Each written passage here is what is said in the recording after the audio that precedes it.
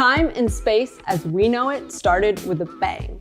What did the early universe look like immediately after the Big Bang? And how did that lead to us? I'm Leylaan from ESA Education, and we're at the European Space Agency's Technical Center in the Netherlands to learn more about our cosmic history.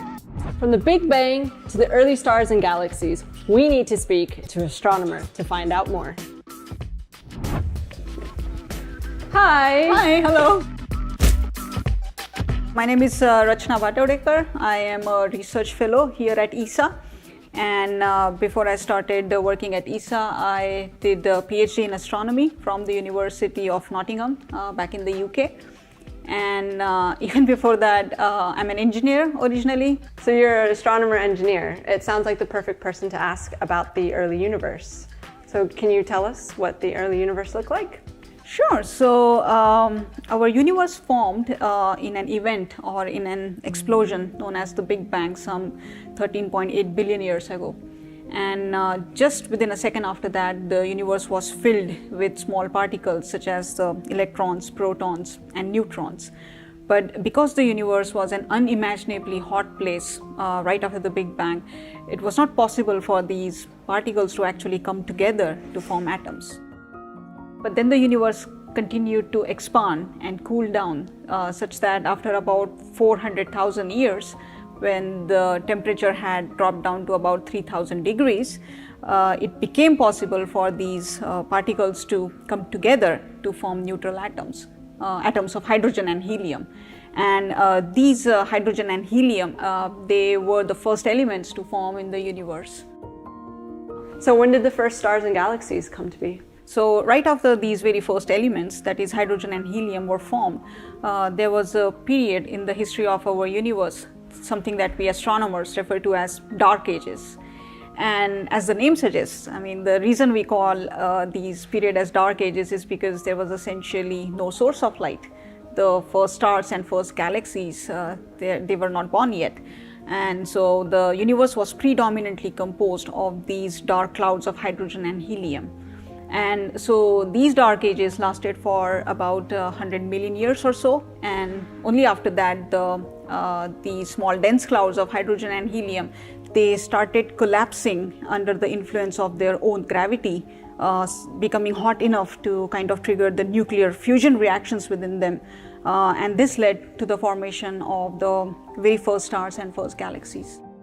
So nuclear fusion essentially is that when two lightweight atoms are forced together to form a heavier atom, and a lot of energy is produced as a result. And that energy is the light that we see. Exactly, that is the light and the heat that we see from our own sun. That is exactly how it is formed. We've often heard this expression that we are all made of stardust. How's that possible?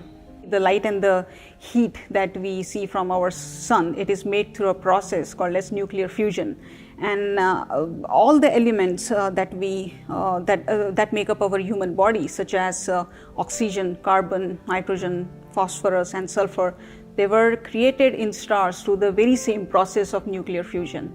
At the end of their lives, stars swell up, they expand, and they explode in massive cosmic explosions known as supernova. And when supernova explode, they expel all the material they have produced, including the very elements that make up our own planet and even us. So essentially, because all of us are carrying the remnants of these distant massive supernova explosions within our own bodies, we say that we are made of stardust. The James Webb Space Telescope is often referred to as a time machine. How's that possible? How can it transport us so far back in time? Because light takes time to travel from one place to another, we see objects not as they are now, but as they were when they emitted the light that has traveled across the universe to us. So for example, the light from the sun takes about 8 minutes to reach us. So when we are looking at sun, we are looking at it not as it is now, but as it was 8 minutes ago. Similarly, the nearest neighboring galaxy, Andromeda, it is 2.5 million light years away. So when we are looking at Andromeda, we are looking at it as it was 2.5 million years ago. So essentially all the telescopes are time machines, but the James Webb Space Telescope, or the JWST, it's going to take us the furthest back yet.